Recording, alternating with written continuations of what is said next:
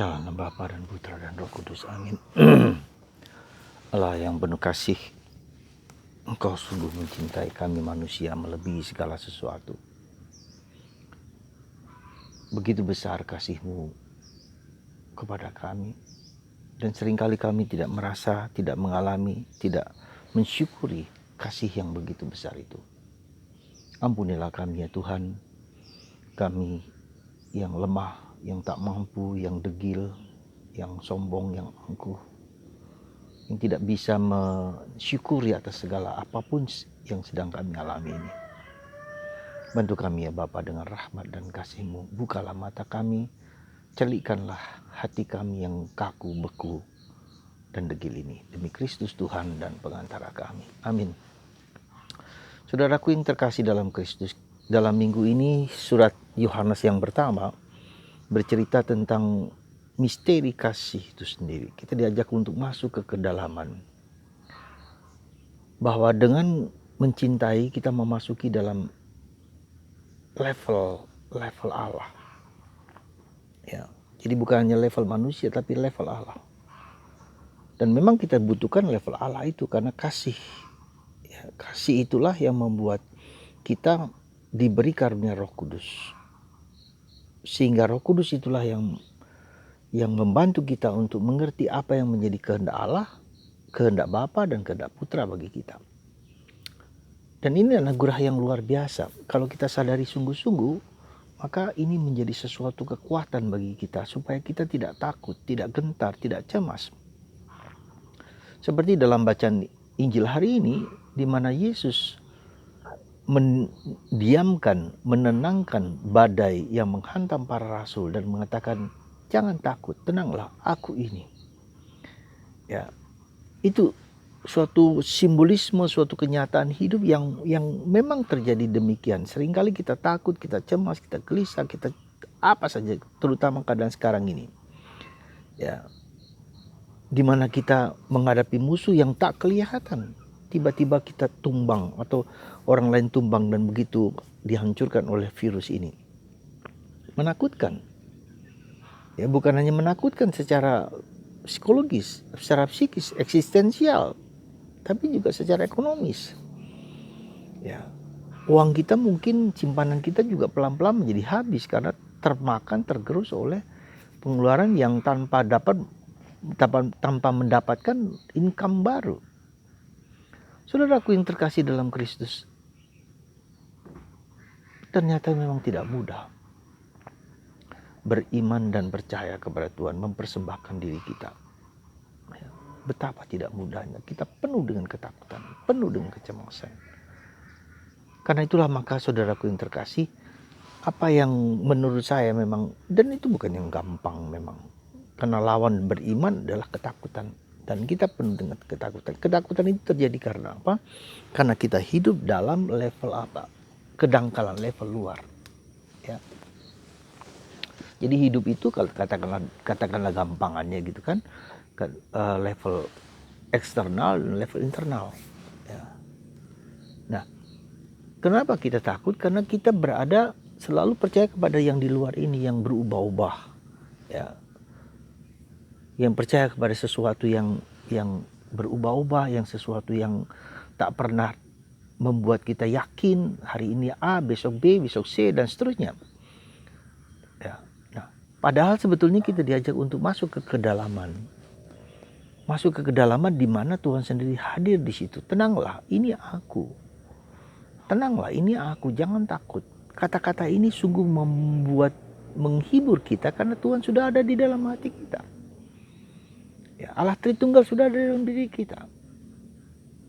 Allah pencipta langit dan bumi ada dalam hati kita. Nah, apa yang mungkin harus kita jalankan, yaitu kita jangan lari, jangan gelisah, jangan panik seperti Yesus. Dia sepanjang malam berdoa bersama Bapaknya, ya. Dan ketika dini hari jam 3 pagi dia melihat para rasul sedang dalam keadaan kacau. Dan dia dengan tenang mengatakan dia seperti berjalan di atas air. Bukan seperti, dan memang berjalan di atas air. Nah, Yesus, apa yang mungkin harus kita perjuangkan dalam hidup ini? ketika menghadapi badai itu, tenanglah, duduk diam, hening sunyi, ya, persembahkan kepada Tuhan apa yang menjadi kegelisahan kita, ya. Dan memang kalau mau jujur tidak mudah kita dalam keadaan gelisah cemas ini kita tenang dan hening. Ya mungkin dua hal yang harus kita perhatikan, yaitu untuk sementara adalah pertama, belajar tarik nafas. Simple ini, tarik nafas 3-4 kali sampai 5 kali menjadi tenang. Kedua, supaya tubuh kita, fisik kita ini menjadi fisik yang tenang dulu. Ya. Lalu kemudian kedua, secara batin ya, kita doakan doa Roh Kudus, datanglah Roh Kudus, datanglah Roh Kudus, datanglah Roh Kudus. Terus kita ulang-ulang berkali-kali sampai hati kita tenang. Baru kita masuk ke kedalaman. Entah kita berdoa, entah kita melakukan sesuatu. Ya, jadi itu cara kita supaya kita tidak digelisahkan, dicemaskan, dan ditakuti oleh berbagai macam hal. Sekali lagi dua hal tersebut. Ketika nafas kita sadari sungguh-sungguh, itu menjadi powerful. Ya. Dan nafas itu berada di pusar kita, menurut cerita, menurut kisahnya, ya. Pusat kehidupan itu. Coba Anda bayangkan ketika kita berada dalam kandungan ibu, makanan kita dari mana? Dari mulut tidak, tapi dari pusar. Semua nafas segala macam semua dari pusar, ya. Jadi pusar adalah titik di mana titik awal dari kehidupan kita, di mana kita mendapatkan makanan, nutrisi, gizi yang terbaik lewat ibu kita. Ya. Jadi kalau kita perhatikan pusar kita itu berada di dalam ketersambungan dengan pusar ibu kita. Nah, jadi ibu kita memberikan makanan lewat pusar itu, dan itu menjadi sesuatu yang sangat dahsyat dalam diri kita. Nah, jadi saudaraku terkasih, bernafas, latihan bernafas. Dan seterusnya, yang kedua adalah doa singkat.